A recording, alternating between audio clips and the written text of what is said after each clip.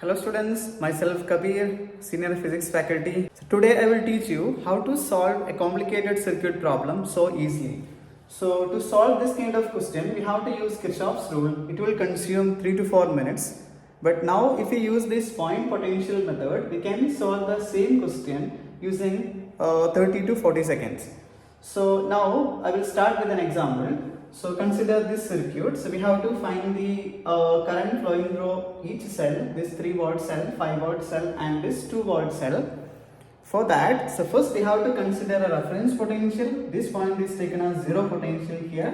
So since it is a connecting wire, here also it will be 0 potential and this also will be 0 potential. Now in between these 2 points, a cell is connected. Therefore the potential is increased by 3 volt. And here it is potential is increased by 5 volt and here the potential is increased by 2 volt. So we can say the potential difference between these 2 points.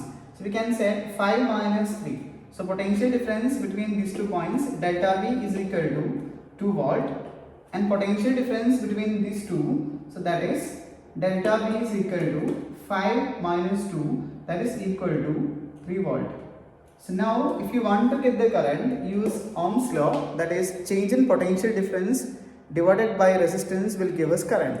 So electric current equal to delta V divided by R, that is 2 divided by 2 will give us 1 ampere. Here also electric current equal to delta V divided by R, which is equal to 3 volt divided by 3, which is equal to 1 ampere. So we can say the current flowing in the circuit is 1 ampere here and 1 ampere.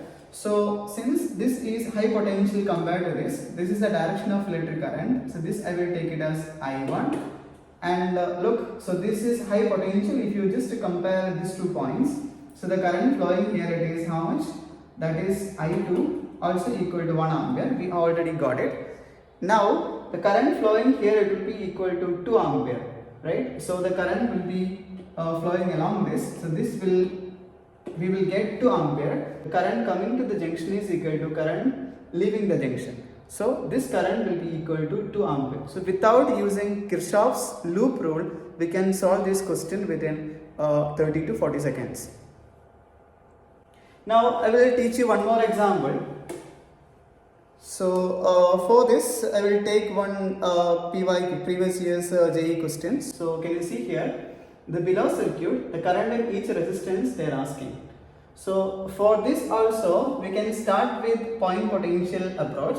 So for this, since it is connected to the positive terminal of the battery, so we will label it as 2 volt here. This also will be 2 volt since it is connecting wire.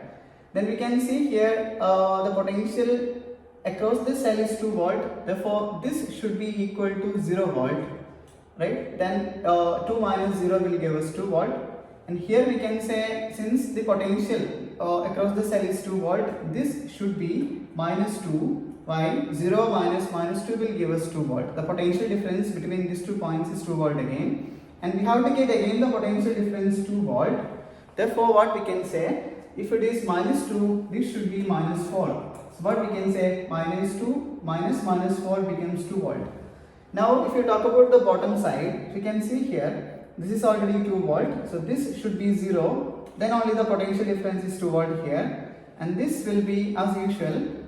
So this should be minus 2 volt. So 0 minus 2 will give us 2 volt. And here we can say minus 2. This should be minus 4. So minus 2 minus 4 will give us 4 volt.